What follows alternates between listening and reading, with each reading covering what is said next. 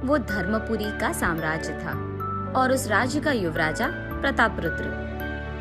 प्रतापरुद्र के पूर्वजों ने बहुत लड़ाइयाँ लड़के बड़ी मेहनत से उस साम्राज्य को खड़ा किया था।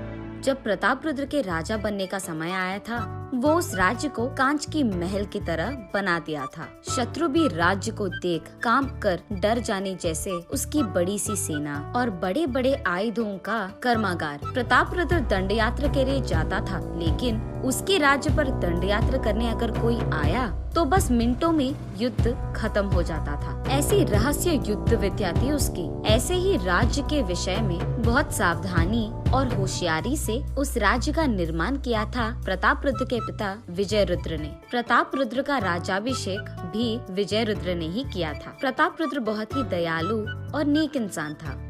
युद्ध विद्या में और राजनीति में उसका कोई मुकाबला नहीं था। राज्य के सारे समस्याओं को प्रतापरुद्र परीक्षा करता था। जैसे ही वो राजा बन गया था, वो साम्राज्य को अति सुंदर बना दिया था। नुकसान भरे खेतों को वापस हरा भरा बना दिया। प्रतापरुद्र की सभा में एक ही मंत्री था, विश्वाचार्य। विश्वाचार्य पंडित शास्त्र में, ग्रंथों में और राजनीति शास्त्र में बहुत माहिर थे।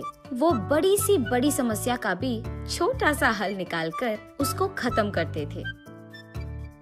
प्रतापरुद्र जो भी फैसला लेता था, वो पहले विश्वाचार्य के साथ चर्चा करके ही लेता था।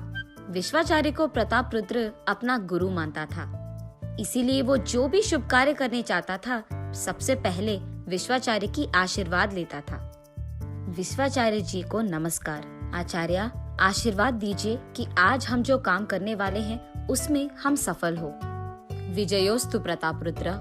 ऐसे ही प्रतापरुद्र जो भी करता था, विश्वाचार्य को कह के ही करता था। ऐसे राज्य का अच्छी देखभाल करता था प्रतापरुद्र। उसकी प्रजा अगर मुश्किलों में थी तो राजा उनकी मुश्किल सुनकर उनकी सहायता करता था। उसकी प्रजा में अगर कोई भूखा भी था तो उसके धान्य घर से वो धान्य के साथ ही धन को भी देता था। कुछ समय बाद धर्मपुरी गांव में बहुत ज्यादा बारिश गिरने के कारण सारे राज्य का सत्यानाश होता है। राज्य में मौजूद सारे खेत खराब हो जाते हैं और उसके साथ ही प्रजा के घर भी। इस मुश्किल के कारण सभी बहुत परेशान होते हैं। राज्य प्रजा के पास मौजूद सारा आहार खत्म हो जाता है। इस सब के बारे में मंत्री के द्वारा युवराजा प्रतापरुद्र पता करता है। महाराजा, राज्य में मौजूद सारे खेत खराब हो गए हैं, उसके साथ ही प्रजा के घर भी। अब तो उनके पास खाने के लिए भी कुछ नहीं बचा है महाराजा। पशु पक्षी को साथ लेकर सभी भूखे पेट रो रहे हैं महाराजा। महामंत्री, ये कैसे हो सकता है? तुरंत हमें इसके बारे में कुछ करना होगा। हमारे धान्य घर में मौजूद सारे आहार को प्रजा में बांट दीजिए। कर तो सकते हैं युवराजा, लेकिन हमारे धान्य घर में मौजूद सारा धान्य को भी थोड़ा थोड़ा करके हमने अगर बांट भी दिया, वो फिर भी हमारे प्रजा में सिर्फ 75% लोगों को ही मिल पाएगा। राज्य में आहार भी नहीं है। अब क्या करेंगे? मंत्री सभा, आप इसका उपाय बोलिए। हमारे पड़ोसी मित्र राजाओं से अगर हमने धान्य का सहाय मांगा है तो मिल पाएगा। राजा, मदद मांगने पर हमारी सहायता वो जरूर करेंगे, लेकिन वहाँ से यहाँ तक खाना पहुँचने के लिए 2 दिन लगेगा। तब तक ये बेचारी प्रजा भूखे तो नहीं रह पाएगा, लेकिन हमारे पास और कोई चारा नहीं है महाराजा। मंत्री की बातें सुनकर प्रतापरुद्र उसके ख्यालों में खो जाता है। कुछ देर बहुत सोचने के बाद ऐसे कहता है, सैनिकों, तुरंत विश्वाचार्य जी को यहाँ लाया जाए। ये आदेश देता है। उसके आदेश के अनुसार ही सैनिक विश्वाचार्य को लेकर सभा पहुँचते हैं। युवराज को प्रणाम। मुझे यहाँ लाया जाने की आवश्यकता क्यों आई है? आचार्य, हमारा राज्य अब बहुत मुश्किलों में है। हमारे राज्य में सिर्फ 75% लोगों को हम खाना दे पा रहे हैं। बाकियों को तो ऐसे भूखे नहीं छोड़ पाएंगे। आपको ही कोई उपाय ढूंढना पड़ेगा विश्वाचार्य। प्रतापरुद्र की बातें सुनकर विश्वाचार्य बहुत सोचता है। सोचने के बाद उसे एक योजना मिलती है। अरे रे, इतनी छोटी सी बात, इसको आप मुझ पर छोड़ दीजिए महाराजा। इसका हल भी मैं ढूंढूंगा और प्रजा की भूख भी मैं ही मिटाऊंगा। मेरे साथ बस 10 सैनिकों को भेज दीजिए। ये कहकर वहाँ से चले जाता है विश्वाचार्य। वहाँ से विश्वाचार्य भूखे प्रजा के पास जाकर ऐसे कहता है, सभी सुनिए, तुम सबके पास जो भी गाय मौजूद है उनका दूध निचोड़कर उसे हमारे राज्य की रसोई के पास लेकर आइए, और ऐसे ही सैनिकों से भी नष्ट हुए गन्ने के खेतों के पास ले जाकर उसे साफ करवा के जमा किए गन्नों से उसका रस निकलवाता है, और उसे भी सैनिक और प्रजा राज्य रसोई में दूध और गन्ने की रस के साथ पहुंच जाते हैं और उस सबको वहां से भिजा देता है विश्वाचार्य। ये सब लाने के लिए धन्यवाद, लेकिन अब तुम यहाँ से जा सकते हो। ये कहकर वहाँ मौजूद बावर्ची से विश्वाचार्य ऐसे कहता है, सुनो, इस दूध और गन्ने से अच्छा गन्ने की मिठाई बनाओ। विश्वाचार्य के आदेश के अनुसार ही बावर्ची गन्ने की मिठाई बनाता है। आचार्य, गन्ने की मिठाई तैयार है। हो गया क्या? ठीक है, अब तुम भी यहाँ से चले जाओ।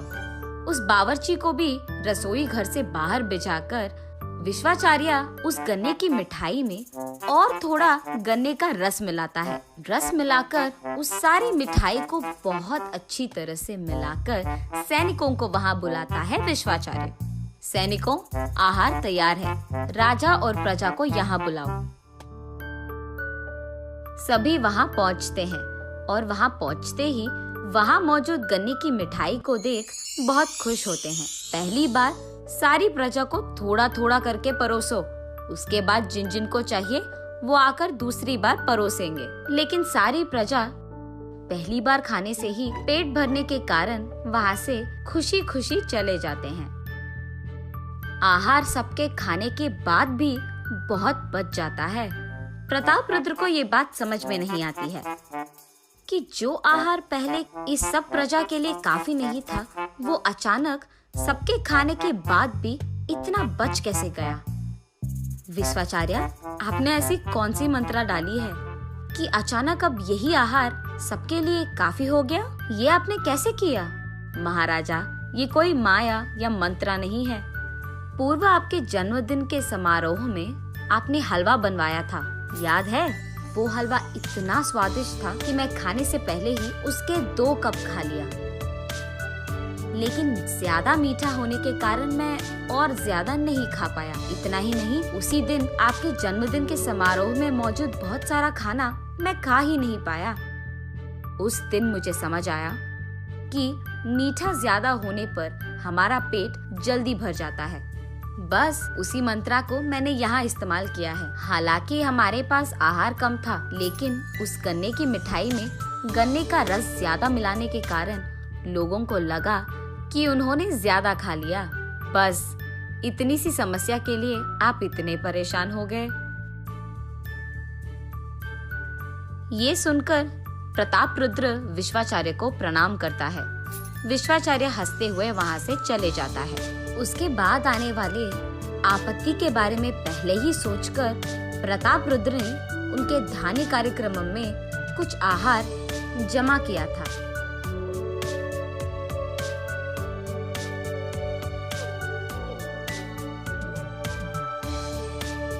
ऐसे कुछ समय बीत जाने के बाद राज्य में एक नास्तिक आदमी आता है।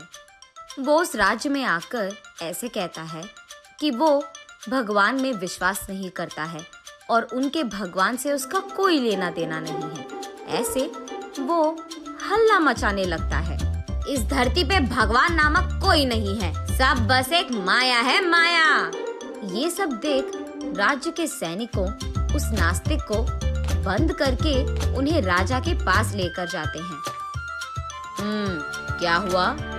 प्रभु, ये गांव में हल्ला मचा रहा है कि भगवान नहीं है और ये भगवान में विश्वास ही नहीं करता, इसलिए उसको आपके पास लेकर आए हैं प्रभु।